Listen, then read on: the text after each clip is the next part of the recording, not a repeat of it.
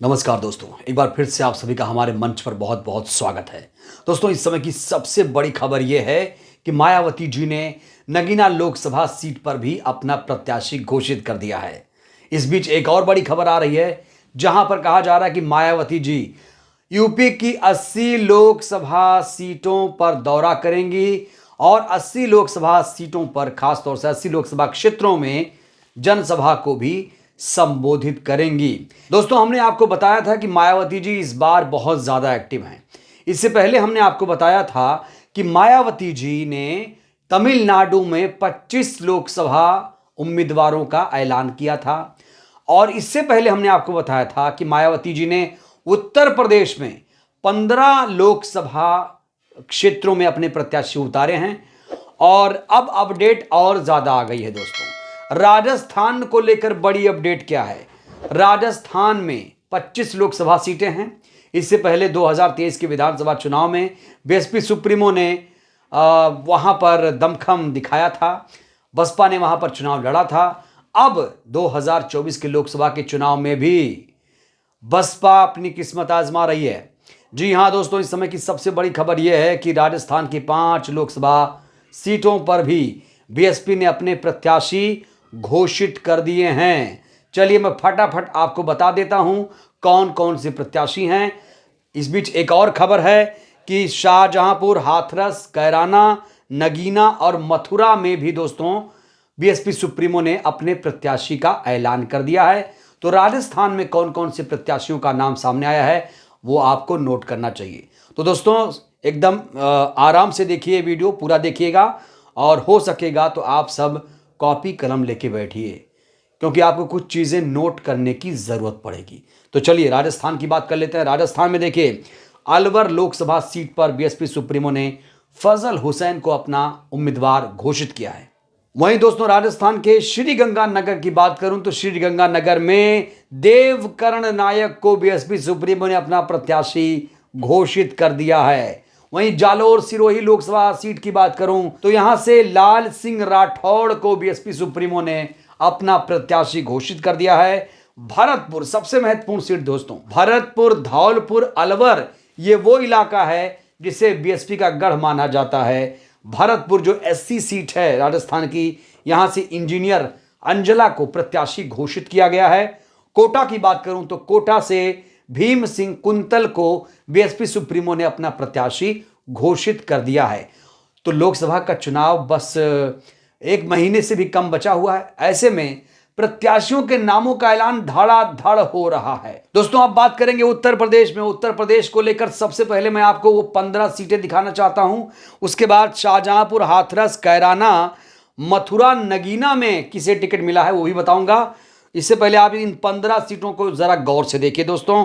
इससे पहले बसपा सुप्रीमो ने ये जो नाम है इसकी घोषणा कर दी थी। इसे मैं आपको दोबारा बताना चाहता हूं जिससे चीजें और कॉम्पैक्ट तरीके से आपके सामने आए।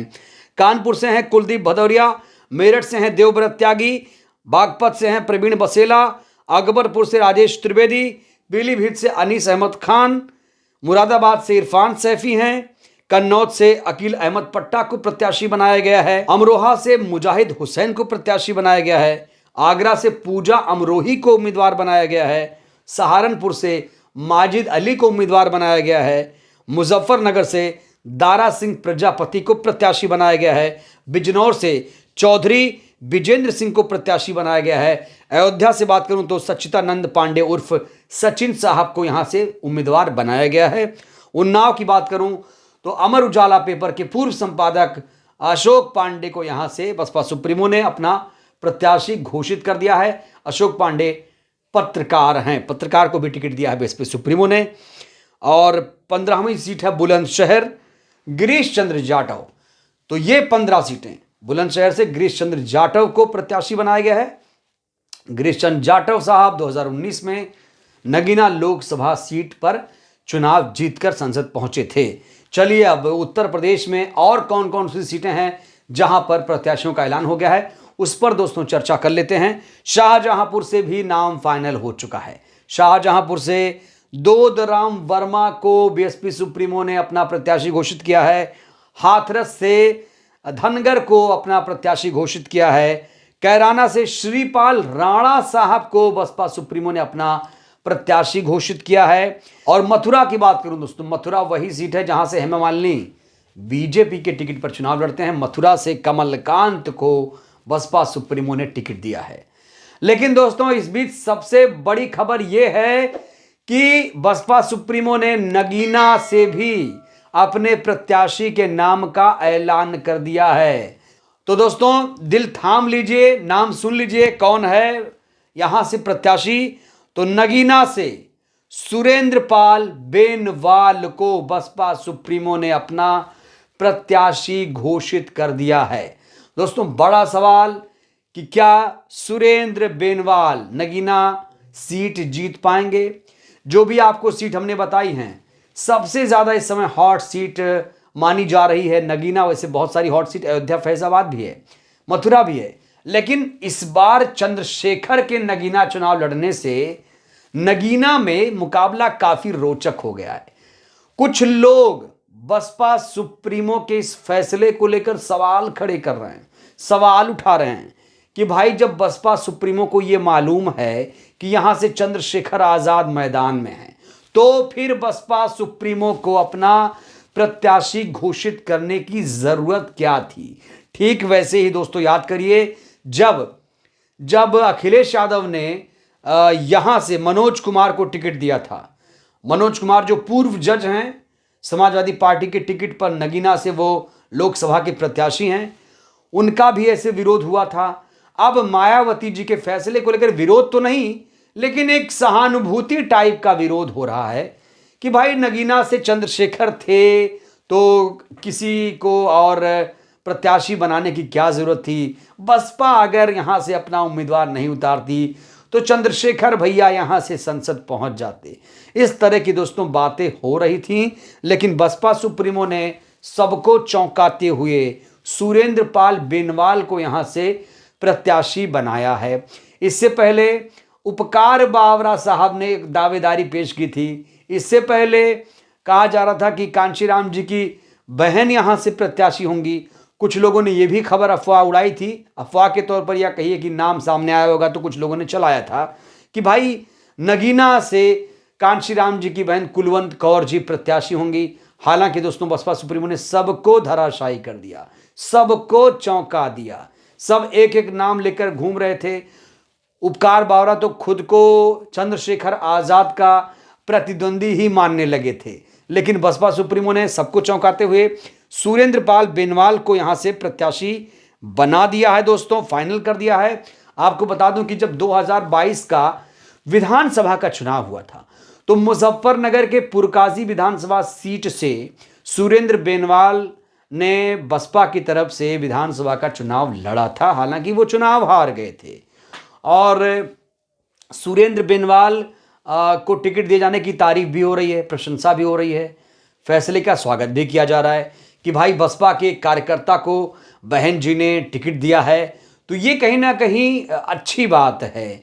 जो लोग संघर्ष करते हैं, जो आवाज़ उठाते हैं, उनको कम से कम बसपा भूल नहीं रही है। बसपा सुप्रीमो उन्हें मौका दे रही हैं। दोस्तों इस बीच समाजवादी पार्टी को लेकर खबर यह है कि समाजवादी पार्टी ने एक और सूची जारी कर दी है और इस सूची को संशोधित सूची कहा जा रहा है। ये सूची पहले आप देखिए, संभल से प्रत्याशी बदला गया है, जियाउर रहमान बर्क साहब को उम्मीदवार बनाया गया है, बागपत से मनोज चौधरी को प्रत्याशी बनाया गया है, गौतम बुद्ध नगर से राहुल अवाना को प्रत्याशी बनाया गया है, पीलीभीत से भगवत शरण गंगवार को प्रत्याशी बनाया गया है, घोसी से भी बहुत महत्वपूर्ण सीट, घोसी सीट से राजीव राय को समाजवादी पार्टी ने अपना प्रत्याशी बनाया है, मिर्जापुर से राजेंद्र एस बिंद को प्रत्याशी बनाया है।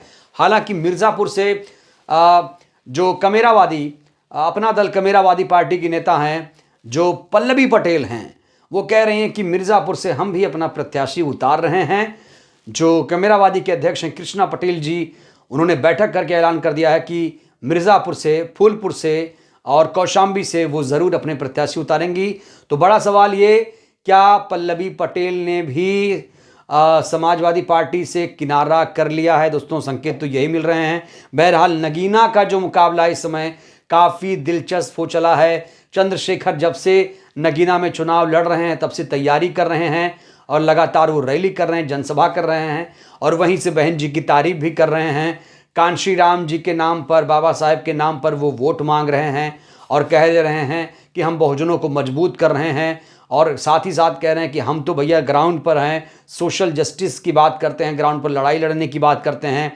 अब बसपा सुप्रीमो ने भी इस पर अपना जो प्रत्याशी घोषित कर दिया है। जाहिर तौर पर मुकाबला काफ़ी दिलचस्प हो जाएगा और ऐसे में मुकाबला कहा जाए त्रिकोणीय नहीं चतुष्कोणीय हो जाएगा। एक तरफ चंद्रशेखर हैं, वो खुद को मान रहे हैं भाई, कह रहे हैं हम भी फाइट में हैं, इसलिए मैं कह रहा हूँ चतुष्कोणीय हो जाएगा। और बसपा का प्रत्याशी एक तरफ, बीजेपी का प्रत्याशी एक तरफ और इंडिया गठबंधन में समाजवादी पार्टी का जो प्रत्याशी मनोज कुमार जी हैं वो भी लड़ रहे हैं। तो यहाँ पर चतुष्कोणीय मुकाबला होगा। अब कौन जीतेगा ये तो जनता फैसला करेगी। फिर से बता देता हूँ, यहाँ का जातीय समीकरण दोस्तों बहुत ज़्यादा खास है। 50% मुस्लिम वोटर हैं, 21% दलित वोटर हैं। ऐसे में कॉम्बिनेशन दलित मुस्लिम का बन रहा है। जाहिर तौर पर ये जो सीट है SC के लिए आरक्षित है, लेकिन जो वोट देंगे हर समाज के लोग यहाँ पर वोट देंगे। तो अब जो जिस तरह से फाइट यहाँ पर नज़र आ रही है, जिस तरह से रोचक मुकाबला देखा जा रहा है, उसको लेकर लोग डिबेट करना शुरू कर चुके हैं। कुछ लोग कह रहे हैं काश बहन जी ने अपना प्रत्याशी नहीं उतारा होता। हालांकि दोस्तों, जब से बहन जी लगातार प्रत्याशी घोषित कर रही हैं, अचानक उन्होंने ये उम्मीदवार का ऐलान किया है। इससे पहले लग रहा था कि वो शायद नहीं उतारेंगी नगीना से कोई उम्मीदवार, लेकिन अब फाइनल हो गया है। नगीना सीट पर जो मुकाबला है रोचक हो चुका है। अब चंद्रशेखर आज़ाद का क्या होगा? क्या वो संसद पहुंचेंगे? क्या अपनी सीट बदलेंगे या बहन जी से कोई और वो समझौता करेंगे, मनाएंगे, मुलाकात करेंगे, क्या करेंगे? ये तो चंद्रशेखर जी के ऊपर है। बहरहाल दोस्तों, इस वीडियो में फिलहाल के लिए बस इतना ही। आपसे मेरा एक सीधा सा सवाल है, क्या इस बार चंद्रशेखर आज़ाद नगीना से संसद पहुंच पाएंगे? इस सवाल पर अपनी प्रतिक्रिया जरूर दीजिए। बहुत बहुत धन्यवाद, शुक्रिया। जय भारत, जय संविधान।